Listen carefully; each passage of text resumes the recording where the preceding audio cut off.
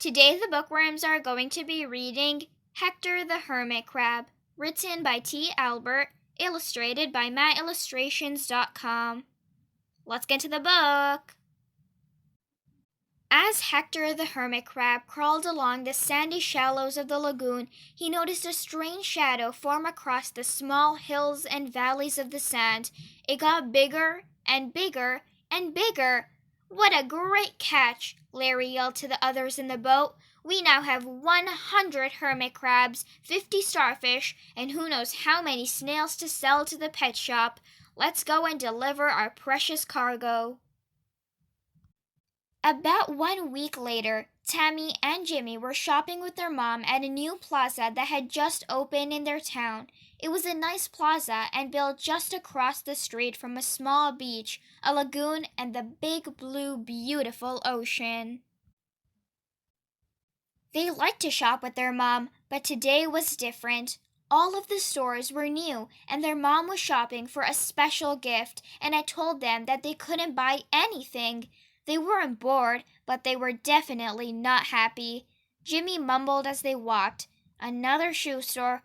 Oh, look, more dresses. Pots and pans, just what I need." "Jimmy," Tammy said, "it's hard enough as it is without listening to you complain. I don't like being here any more than you, but you don't hear me grumbling." "What are you doing now?" Jimmy asked. Their mom smiled and just kept on walking through the maze of stores. "We're almost there," she said. "Almost where?" asked Timmy. "Almost at another shoe store," blurted Jimmy. "Actually," their mom said, "I was thinking of the new pet shop. It's supposed to be the best in the area. It has a giant aquarium with all kinds of fish, even a shark. There are birds, dogs, cats, lizards, and more. It's almost like a zoo. I thought you two could spend some time there while I got that special gift." The amazing animal emporium. Well, this changed everything. Tammy and Jimmy were now excited and couldn't wait to get to the pet shop. As they went around the next corner, there it was, a huge door with a giant sign, "The Amazing Animal Emporium." As they walked through the door, they couldn't believe their eyes. There, right in the middle of the store, was an aquarium that was bigger than any swimming pool they had ever seen. They walked around and peered into the water and saw all sorts of creatures. "Look at all the clownfish," Tammy said. "Well, they better swim fast." "Look at that shark," Jimmy replied. Oh, they were amazed. There seemed to be every type of fish and sea creature right in the middle of the store. This truly was an amazing pet shop. "Let's see what else is here," yelled Jimmy as he walked off to explore. They were amazed at the animals that were for sale, and each type of animal had its own room. The door with the sign, "Slithers," had all sorts of snakes. The pond had frogs, toads, and giant dragonflies. Arachnoland had spiders, and Chirps had hundreds of different birds. There were rooms for cats, dogs, hogs, and more. "I wonder what's in Little Critters," Tammy said. "There's only one way to find out," Jimmy replied as they walked in together. As they looked at all the small and sometimes unusual animals, they were amazed that people had these as pets. There were mice, chipmunks, moles, starfish, snails, clams, beetles, and all things small. "Look at this," squealed Tammy. "A hermit crab." "Cool," replied Jimmy.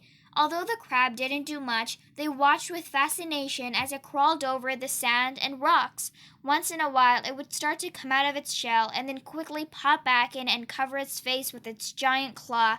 "He's looking for a new and bigger shell for his home," said their mom. "I'm glad I was able to find you two. This place is big." Tammy looked at the crab and said, "Bye, Hector. We'll miss you." Jimmy waved to him and turned to walk away. As the three were leaving, they heard a tapping on the glass. "I don't believe this," said their mom. "That crab is saying goodbye to you, too. I guess we'll just have to buy him and have a new pet." Now the fun began. They had the salesperson get Hector, since Tammy already named him, and put him into a box. Then they bought him a new cage, hermit crab bedding, several shells, a swimming pool, water dish, special food, some rocks, and everything Hector needed to be at home, in their home.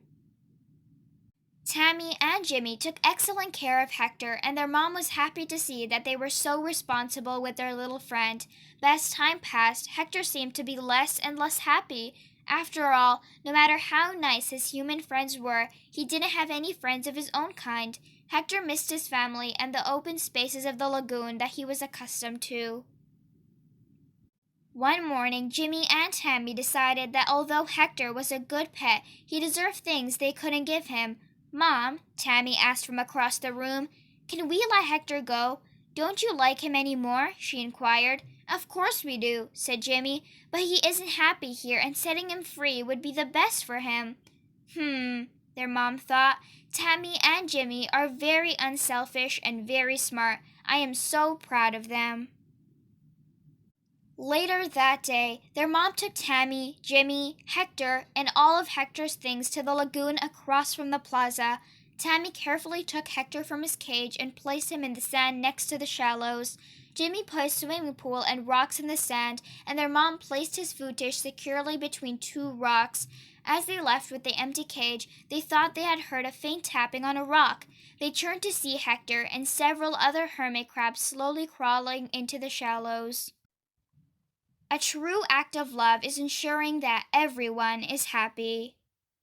The end. That's it for today, everyone. I hope you guys enjoyed. For more read-alongs like these, don't forget to subscribe. If you enjoyed the book, give it a big thumbs up and share it with a friend. Don't forget to join us every day for a new video with a fun read-along. I'll see you guys next time. Bye!